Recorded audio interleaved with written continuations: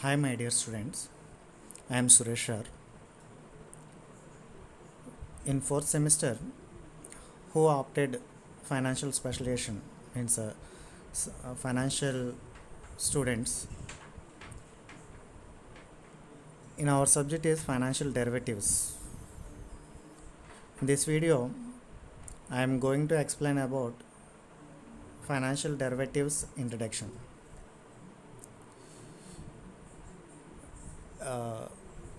You see on screen need of financial derivatives. The objective of an investment decision is to get required rate of return with minimum risk. ఇక్కడ చూస్తే the main objective of investment decision అంటే ఒక person లేదా business investment చేస్తుందంటే కాక వాళ్ళ యొక్క main objective ఏంటి? To get required rate of return, అంటే మినిమం రేట్ ఆఫ్ రిటర్న్ అంటాం.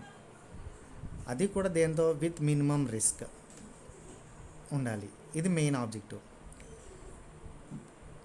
To achieve this objective various instruments, practices and strategies have been derived and developed in the recent past.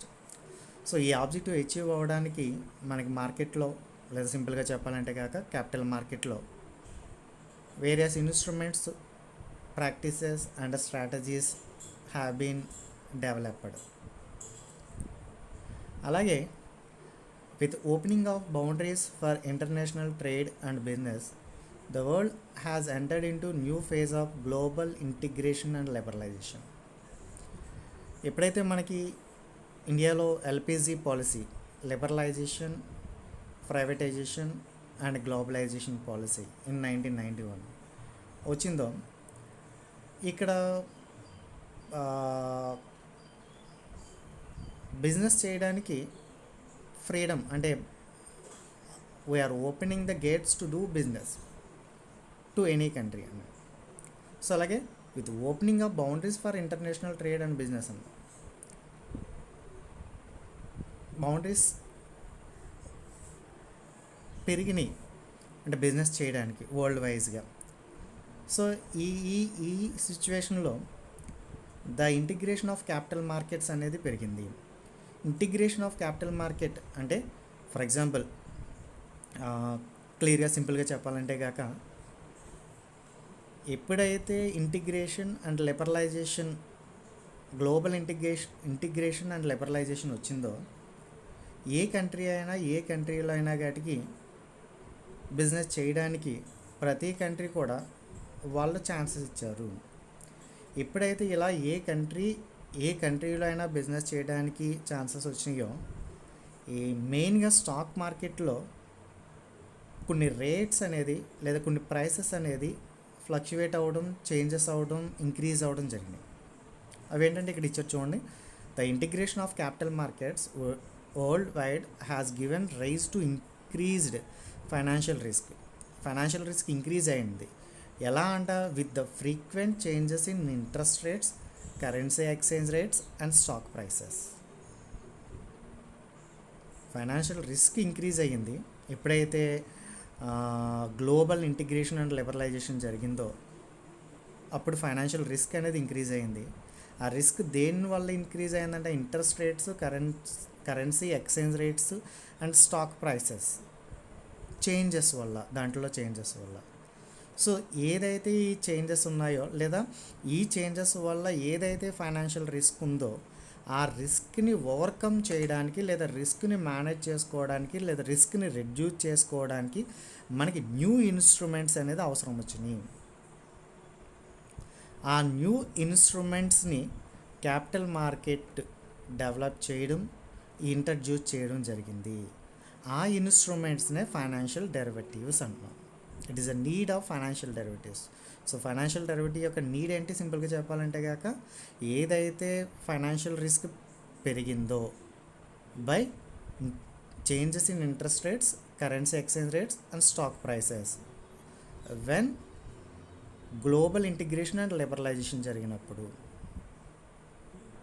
So ఈ financial risk ఏదైతే ఉందో రిస్క్ని reduce చేసుకోవడానికి, manage చేసుకోవడానికి మనకి ఒక instrument అవసరం వచ్చింది, లేదా కొన్ని ఇన్స్ట్రుమెంట్స్ అవసరం వచ్చినాయి, ఫైనాన్షియల్ ఇన్స్ట్రుమెంట్స్. ఆ financial instruments capital market develop చేసింది. ఆ ఫైనాన్షియల్ ఇన్స్ట్రుమెంట్స్నే మనం ఫైనాన్షియల్ డెరివేటివ్స్ అంటున్నాం. ఓకేనా? అలాగే ఈ ఫైనాన్షియల్ డెరివేటివ్స్ యొక్క అనదర్ నీడ్ లేదా ఆబ్జెక్టివ్ ఏంటంటే కాక లాస్ట్ పాయింట్ చూడండి. These new popular instruments are known as financial derivatives which not only reduce financial risk but also open us new opportunity for high risk takers అన్నాడు. ఏంటంటే ఇక్కడ financial derivatives వల్ల 2 objectives ఉన్నాయి. ఏంటి? One is reduce or manage the financial risk and also open us new opportunity for high risk takers అన్నారు. New opportunity వచ్చింది ఎవరికి? Risk takers. జనరల్గా ఈ ఫైనాన్షియల్ మార్కెట్స్లో 2 కేటగిరీస్ ఆఫ్ పర్సన్స్ ఉంటారు. ఒకరు risk avoider and another one is risk seeker అంటారు. Risk avoider, risk seeker. Risk avoider ఏంటంటే రిస్క్ వద్దు, రిస్క్ వెళ్ళకూడదు అనేది అనుకుంటాడు. రిస్క్ సీకర్ ఏంటంటే ఈ మార్కెట్ కండిషన్స్ని బట్టి దేని మీద ఇన్వెస్ట్మెంట్ చేస్తే కాక ఎక్కువ రిటర్న్ వస్తుంది అని చెప్తూ రిస్క్ని బేర్ చేయడానికి రెడీగా వెళ్ళి ఇన్వెస్ట్మెంట్ చేస్తూ ఉంటాడు. వాడిని రిస్క్ సీకర్ అంటాం. మనం క్యాపిటల్ మార్కెట్లో చూసుకుంటే, స్టాక్ మార్కెట్లో చూసుకుంటే కాక స్పెక్యులేటర్స్ అంటాం. వాళ్ళని స్పెక్యులేటర్స్. వాళ్ళ రిస్క్ని ఇన్వైట్ చేస్తారు, ఎందుకంటే వాళ్ళకి ఎక్కువ రిటర్న్స్ కావాలి. డైలీ సెటిల్మెంట్స్ చేసుకుంటూ డైలీ మార్కెట్ కండిషన్స్ బేస్ చేసుకుని ఇన్వెస్ట్మెంట్ చేస్తుంటారు. వాళ్ళని రిస్క్ టేకర్స్ అంటారు. ఇక్కడ ఎవరైతే రిస్క్ టేకర్స్ ఉన్నారో వాళ్ళకు ఒక ఆపర్చునిటీ క్రియేట్ చేస్తుంది. ఏంటి? Financial derivatives to earn the money లేదా టు ఎర్న్ ద ప్రాఫిట్స్ అని చెప్పొచ్చు వాళ్ళకి. అంటే ఈ financial derivatives opportunity to earn the profit and also it create the it reduce the financial risk అని కూడా చెప్పచ్చు. Main need of financial derivatives ఇది. అండ్ నెక్స్ట్ వన్ చూస్తాం, మీనింగ్ ఆఫ్ డెరివేటివ్. చూడండి ఇక్కడ డెరివేటివ్. ఓకేనా? Literal meaning of derivative is that something which is derived అన్నాడు. అంటే డెరివేటివ్ అంటే కాక లిటరల్ డిక్షనరీ మీనింగ్ చూసుకుంటే కాక డిరైవ్డ్, సంథింగ్ డిరైవ్డ్ అన్నాడు. Something derived. So something derived అన్నదప్పటికి మనకి ఇక్కడ 2 క్వశ్చన్స్ వస్తున్నాయి నేను ఏదైతే కోట్ చేశాను. Now questions arises as to what is derived. ఏంటది? What is derived and also from what it is derived. ఏం డిరైవ్ అవుతుంది, ఎక్కడి నుంచి డిరైవ్ అవుతుంది అనేది. దానికి సింపుల్గా ఆన్సర్ చెప్పాలంటే కాక simple one line answer is that value or price is derive from any underline asset అన్న. అంటే సింపుల్గా derivative means it is the derived value which is derived from any underline asset అన్న. It is the derived value from and underline asset అంటాం సింపుల్గా చెప్పాలంటే. అంటే సింపుల్గా derivative is the derived value from and underline asset అంటాం. ఒక underline asset నుంచి ఏదైతే డిరైవ్డ్ న్యూ వాల్యూ ఏదైతే ఉందో లేదా న్యూ ప్రైస్ ఏదైతే ఉందో ఆ ప్రైస్, ఆ వాల్యూ ఏదైతే ఉందో దాన్ని డెరివేటివ్ అంటాం. చూడండి థర్డ్ పాయింట్ చూస్తే the term derivative indicates that it has no independent value. Example, its value is entirely derived from the value of underlying asset అన్నాడు. ఈ value entirely derived from value of the underline asset. ఇంకొక underline asset value ఏదైతే ఉందో ఆ value నుంచి new value ఏదైతే derive అవుతుందో లేదా న్యూ వాల్యూ వస్తుందో ఆ వాల్యూ లేదా ఆ ప్రైస్ని డెరివేటివ్ అంటాం. లాస్ట్ వన్ చూడండి, the underline asset can be security, commodity, bullion, currency, live stock or anything else. అంటే any asset, any type of asset which is traded on stock market అనొచ్చు. Stock మార్కెట్లో trade అయ్యే ఏ asset నుంచి అయినా కాటికి ఒక న్యూ వాల్యూ డెరైవ్ అవుతే కాక దాన్ని డెరివేటివ్ అంటున్నాం. Coming to features of financial derivatives, ఇంకా క్లియర్ ఈ ఫీచర్స్ చూస్తే కాక ఫైనాన్షియల్ డెరివేటివ్ అనేది క్లియర్గా మనకు అర్థమవుతుంది. First point, it is a contract. Derivative అనేది ఒక కాంట్రాక్ట్. ఫస్ట్ దాన్ని డెరివేటివ్ కాంట్రాక్ట్స్ అంటారు, ఫైనాన్షియల్ డెరివేటివ్ కాంట్రాక్ట్స్ అంటారు. ఓకే, జనరల్ కాంట్రాక్ట్ అంటే ఏంటో మనకు తెలుసు. Contract means it is an agreement between two parties to do something, to carry something అని చెప్తాం మనం. టూ పార్టీస్ మధ్యన ఏదైతే అగ్రిమెంట్ జరిగిందో, ఏదైతే ప్రామిస్ జరిగిందో, ఆ అగ్రిమెంట్ని, ఆ ప్రామిస్ని కాంట్రాక్ట్ అంటాం మనం, కాంట్రాక్ట్ యాక్ట్ ప్రకారంగా. సేమ్ అదే మీనింగ్ మనకి ఇక్కడ ఉంటుంది. చూడండి, derivative is defined as the future contract between two parties. Future contract అంటే ఫ్యూచర్లో చేయడానికి two parties. It means there must be a contract binding on the underlying parties and the same to be fulfilled in the future. So ఫ్యూచర్లో నేను ఇది చేస్తాను అని two parties మధ్యన ఏదైతే కాంట్రాక్ట్ జరుగుతుందో దాన్ని డెరివేటివ్ అంటున్నాం. So it is a contract. ఆ డెరివేటివ్ కాంట్రాక్ట్ గురించి నెక్స్ట్ క్లాస్లో క్లియర్గా చూద్దాము. ప్రస్తుతానికి అసలు డెరివేటివ్ అంటే మీనింగ్ ఏంటనేది మనం క్లియర్గా చెప్పుకుని వెళ్ళిపోతే కాక ఫీచర్స్ ఎక్స్ప్లెయిన్ చేసుకుంటే డెరివేటివ్ కాంట్రాక్ట్ ఏంటి, డెరివేటివ్ కాంట్రాక్ట్స్ టైప్స్ ఏముంటాయి అనేది నెక్స్ట్ క్లాస్లో చూద్దాం అవి.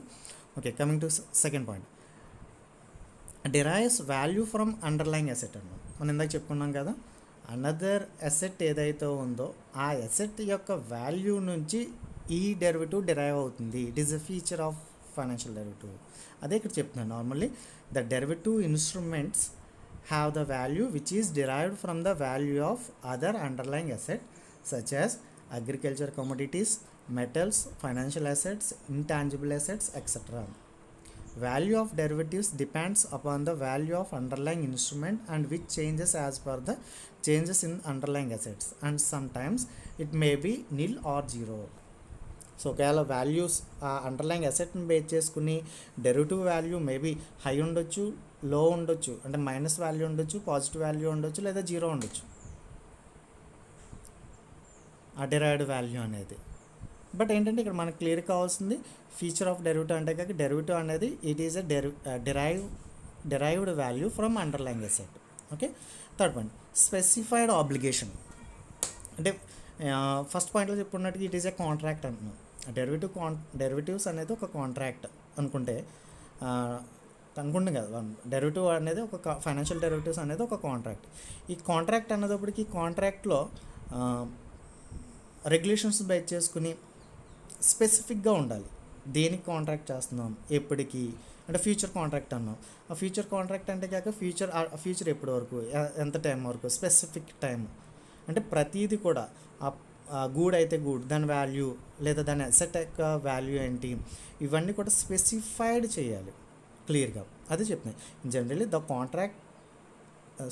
Counter parties have specified obligation అన్నాం అండర్ ద డెరివేటివ్ కాంట్రాక్ట్. అంటే స్పెసిఫైడ్ ఆబ్లిగేషన్ అనేది ఉండాలి ప్రతిదీ కూడా.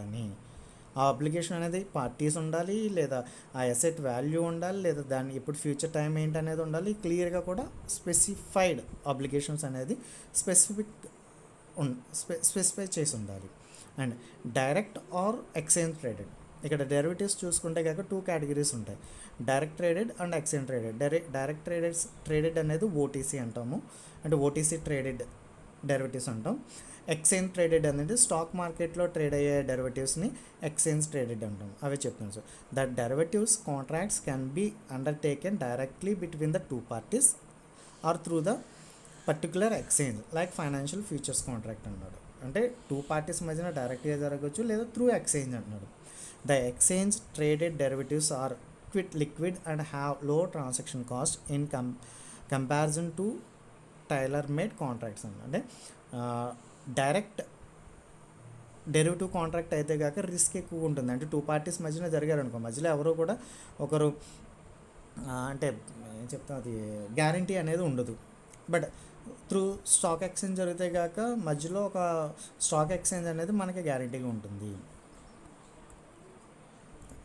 అండ్ నెక్స్ట్ పాయింట్ చూస్తే కాక delivery of underlying asset not involved. ఇక డెరివేటివ్ కాంట్రాక్ట్లో ఇంకొక అడ్వాంటేజ్ ఏంటంటే కాక ఆ అండర్లైంగ్ అసెట్ ఏదైతే ఉందో, అంటే దేని మీద అయితే మనం డెరివేటివ్ కాంట్రాక్ట్లోకి వెళ్తున్నామో ఆ అండర్లైంగ్ అసెట్ అనేది ఇమీడియట్ డెలివరీ అనేది మనం చేయక్కర్లేదు. ఇది ఫ్యూచర్లో డెలివరీ చేయొచ్చు. ఆ ఫ్యూచర్లో కూడా కాంట్రాక్ట్ ఫుల్ఫిల్ అవుతే, టూ పార్టీస్ అగ్రీ అయ్యి కాంట్రాక్ట్ ఫుల్ఫిల్ అవుతాయి, కానీ అంటే కాంట్రాక్ట్ కంప్లీట్ ఎండ్కి వచ్చిన తర్వాత మాత్రమే డెలివరీ చేయొచ్చు. అంటే immediate delivery of underlying asset అనేది అవసరం లేదు.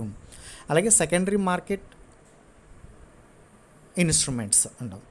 అంటే ఈ డెరివేటివ్స్ అనేది mostly secondary market instruments, stock market instruments ఉంటాయి ఇవన్నీ కూడా. అలాగే ఈ డెరివేటివ్స్ అనేది ఆఫ్ బ్యాలెన్స్ షీట్ ఐటమ్ అంట. ఆఫ్ బ్యాలెన్స్ షీట్ ఐటమ్ అంటే కాక బ్యాలెన్స్ షీట్లో కనిపించదు. మీరు ఫస్ట్ ఇయర్లో అకౌంటెన్సీ చేసేటప్పుడు చూస్తారు, అక్కడ బ్యాలెన్స్ షీట్ ప్రిపేర్ చేసేటప్పుడు ఎక్కడ కూడా ఫర్ ఎగ్జాంపుల్ స్టాక్ మార్కెట్లో ట్రేడ్ అయ్యే అదర్ సెక్యూరిటీస్ ఉంటాయి, లాంగ్ టర్మ్ సెక్యూరిటీస్, ఇటువంటి బాండ్స్, డిబెంచర్స్, ఇటువంటి అవన్నీ కూడా మనం బ్యాలెన్స్ షీట్లో చూపిస్తాం. బాండ్స్, డెబెంచర్స్ ఇటువంటి అన్నీ కూడా, లేదా మన ఇన్వెస్ట్మెంట్ చేసిన ఇన్వెస్ట్మెంట్స్ ఇటువంటి. బట్ ఏంటంటే ఇక్కడ డెరివేటివ్స్ మాత్రం చూపించాం, ఆఫ్ బ్యాలెన్స్ షీట్ ఐటమ్ అన్నమాట డెరివేటివ్స్ అనేది. And coming to classification of derivatives. ఈ క్లాసిఫికేషన్ ఆఫ్ డెరివేటివ్స్ సింపుల్గా చూడాలంటే నెక్స్ట్ వీడియోలో క్లియర్గా క్లాసిఫికేషన్ ఫ్రేమ్వర్క్ అనేది నేను ఎక్స్ప్లెయిన్ చేస్తాను.